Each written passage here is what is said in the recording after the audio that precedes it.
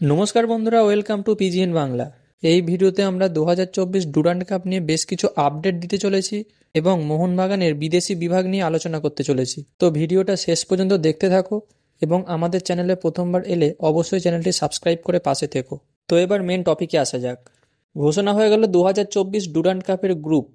আগামী 27শে জুলাই শুরু হতে চলেছে ভারতের সবথেকে পুরানো এবং ঐতিহ্যবাহী ফুটবল টুর্নামেন্ট ডুরান্ড কাপ, যেখানে একই গ্রুপে রয়েছে বাংলার দুই প্রধান দল মোহনবাগান এবং ইস্টবেঙ্গল।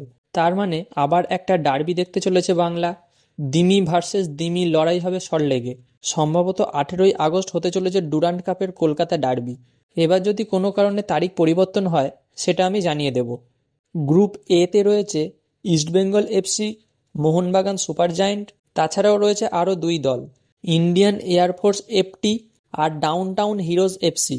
তো এবার মোহনবাগানের বিদেশি বিভাগ নিয়ে কথা বললে 3 বিদেশি তো কনফার্ম হয়ে গিয়েছে, জেসন কামিংস, দিমিত্রি পেত্রাতস এবং টম আলড্রেড।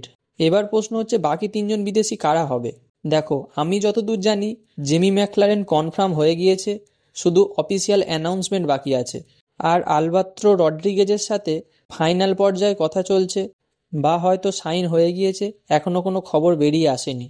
যদি আমরা ধরেই নিই যে এই দুই বিদেশি কনফার্ম, তাহলে পড়ে থাকলো একজন বিদেশি স্লট। সেটা অবশ্যই সিডিএম পজিশনের প্লেয়ার হবে, অর্থাৎ জনি কাউকো টাইপের প্লেয়ার। এবার দলে কিন্তু দুজন বিদেশি এখনও রয়েছে যাদের রিলিজ করেনি মোহনবাগান। তারা হলো হুগো বুমোস এবং আর্মান্দো সাদিকু। তবে আর্মান্দো সাদিকুর দলে থাকার চান্সটা খুবই কম। যদি দলে থাকেও তবে আনরেজিস্টার হয়ে থাকবে, আর নয়তো লোন ডিলে অন্য কোনো ক্লাবে পাঠিয়ে দেবে।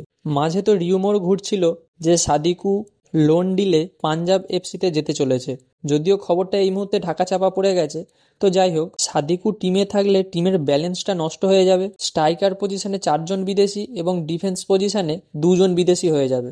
মাঝমাঠে খেলার জন্য কোনো বিদেশি থাকবে না, কারণ Jason Cummings, Jamie Maclaren, Dimitri Petratos এবং আর্মান্দো সাদিকু এরা সবাই স্ট্রাইকার পজিশনের প্লেয়ার। যদিও দিমিত্রি পেত্রাতস অ্যাটাকিং মিডফিল্ডার বা উইঙ্গার পজিশনেও খেলতে পারে, কিন্তু সাদিকু, জেমি ম্যাকলারেন আর জেসন কামিংস এরা প্রপার নাম্বার 9। তাই সাদিকুর টিমে থাকার চান্সটা খুবই কম। চাইলে হুগো বুমোসকে রেখে দিতে পারে, এবার সেটা নির্ভর করছে কোচ এবং টিম ম্যানেজমেন্টের ওপর। তবে সাদিকুর থেকে হুগো বুমোসের থাকার চান্সটা একটু বেশি। মোহনবাগানের ডিফেন্স লাইন এবং অ্যাটাক লাইন তো রক সলিড আছে। আইএসএল এর জন্য চ্যাম্পিয়ন টিম, এই নিয়ে কোনো দ্বিধা নেই। কিন্তু সামনে এএফসি চ্যাম্পিয়ন লিগ 2 খেলতে যাচ্ছে, সেখানে ভালো রেজাল্ট করতে গেলে আপফ্রন্ট এবং ডিফেন্সের পাশাপাশি মাঝমাঠটাও সলিড করতে হবে। তাই মাঝমাঠের জন্য ভালো মানের বিদেশি আনতে হবে, যে সিডিএম পজিশনে খেলতে পারবে, খেলা কন্ট্রোল করতে পারবে, স্ট্রাইকারদের জন্য ভালো বল বাড়াবে, ভালো অ্যাসিস্ট করতে পারবে, গোল করার চান্স ক্রিয়েট করবে।